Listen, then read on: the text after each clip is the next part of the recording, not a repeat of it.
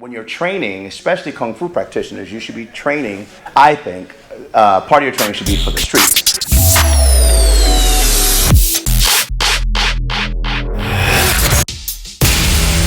This episode of Kung Fu Chronicles, I'm actually back in Westlake with Sifu Gus at the Village, but not for an episode of mine, an episode with your guys. Everybody, But man, I just did an episode of King Kong Bomb, amazing, so much fun. Thank you guys for having me. Oh man, it was great having you on the show, and you know, you did a great job. Thanks, man. Yo, what's up? This is Sifu Gus. This is Master Ron. Welcome to King Kong Bomb. I had fun. I'm going to plug you guys really quick. If you are a Kung Fu practitioner or a Sifu or something like that instructor, you should jump on the show if you can. Get involved with these guys, and your mind will be kind of just opened up to a lot of possibilities. Combat Kung Fu. Yeah, baby. It's fucking great. So I wanted to do this little sidebar epilogue kind of thing, so we kind of do a little behind the scenes episode with Kung Fu Chronicles today, but you had sent me a great video with this guy Tim Larkin, and basically it was about two MMA fighters were in a gas station, and I guess they started a fight because two girls were there, they kind of messing with the girls, and then these guys came in after, and when they first start fighting, you know, it's like they're used to fighting one-on-one, so they're doing their thing, and they're knocking these guys out or whatever, but then the fight goes outside, and then somebody picks up a 2x4, knocks one of the guys out. Yeah, and I think one of the guys ended up in a coma, and the other one ended up in intensive care. And that's crazy. You know, and these were two top MMA fighters. Two top fighters, and the point being was that, first of all, it's like anyone can have a bad day, anyone can get it, doesn't matter your skill level, but also the difference between Kung Fu fighting, sport fighting, and real world application, combat, like you're always saying. Yeah. So it struck me, and Tim Larkin makes, you know, he talks really well about how, it's like these guys are just so attuned to just fighting in the ring, they're so laser focused on one person at a time, where with the combat mentality, you've always got to watch out. We say it in Krav a lot, bad guys always have friends. Yeah. So being aware is so much part of, it's thinking, it's a thinking man's game as well. Absolutely. Because the elements that are out in the street are totally different than what you would deal with in the ring. Absolutely. That's the reason why we have a referee there. As much as they're beating the crap out of each other, there is a level of safety there where when you're being jumped out in the street, I know I've been jumped before. So I know what that feels like, and there's no one going to save you but yourself. So you kick into that fight or flight mechanism. Sometime I kicked into flight. I kicked into fight. Oh, you want something too, old man? Huh? No. You have to know what that is, and you have to, when you're training, especially Kung Fu practitioners, you should be training, I think, part of your training should be for the streets. You know, most Kung Fu was born in war. You know, most Absolutely. Of it. So I think it's important to have that, and that's why I wanted to share that video with you. And I loved it. Because there is a mentality that says, well, you know, if you don't test it in the octagon, then it doesn't work. Tim Larkin has a really good book, and it's called When Violence is the Answer. And he did something actually I thought was brilliant. He didn't go to the octagon, he didn't go to military, he went to prisons. Yes. And if you really want to talk survival, talk to someone who's been in prison for a long time. They'll tell you that their daily routine is about survival. You were reading my mind, because I was going to segue that with a show we both love, Banshee, which is something we have in common. But there's a very specific episode in Banshee. It's season 1, episode 3. It's called Meet the New Boss, and people that are familiar will get it right away.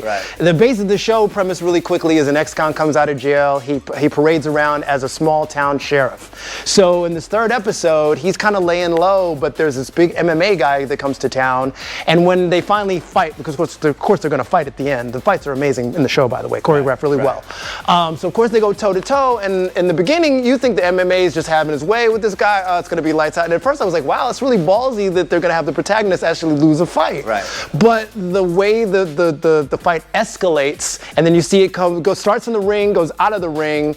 The main protagonist, Lucas Hood, starts using everything he can to start winning the fight. He starts using bottles to break over the guy's head. He starts bites the guy when he's trying to get a hold on him, and then before you know it, there's this equalizer that comes from that aggression and that violent mentality of having been in jail and having to just survive versus just fighting, right? Well, and if you know anything about Chinese history, Kung Fu history, a lot of their history is about survival. Right. It wasn't about what they do now, which is about somebody has to win and somebody has to lose. It's like, listen, I just want to eat another meal. I just want to go home. I just want to live to see another day. And there's a difference in that mentality when you have that mentality in your training.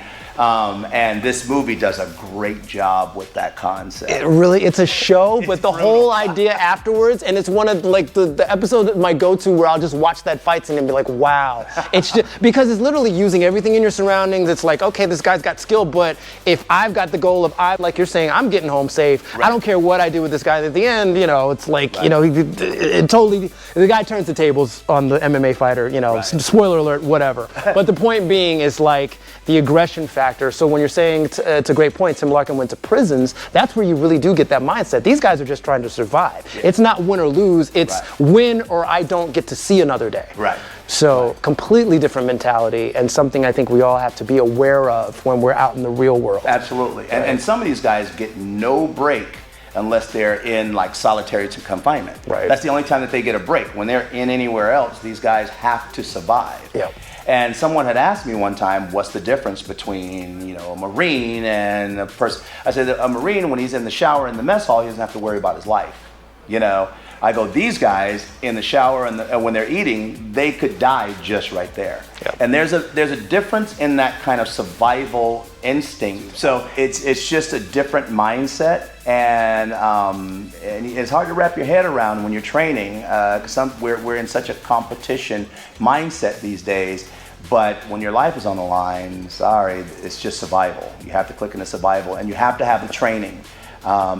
And experts will tell you this over and over and over. Without the training, you may not survive. Yep. Yep. That is great. So thanks again for sending me that video. And thanks again for having me tonight. Yeah. So you guys look out for the next episode of King Kong Palm when that comes out. Featuring me. Yeah, it was good. It was funny. Sifu Ron, I don't know what we're going to do with him. Oh my God, that guy's hilarious, man. That guy, and SOV, shout out to him, the resident guinea pig. Oh my God. Put that guy, it's like, next drink on me, buddy. Exactly. Really quick, give them your info, how to hit you up, if you want to train here at the Village. If you want to reach me, GusGates.com. If you want to call me, it's 818-865-0555. But the best way to reach me is GusGates.com. And I have a Gus Gates YouTube channel. You can go on there and watch King Kong Palm and other videos I put up there. But it's literally a methodology on combative training. Guys, watch King Kong Palm. A lot of episodes up there. You'll learn a thing or two. Other masters have come in and done their things. It's really great.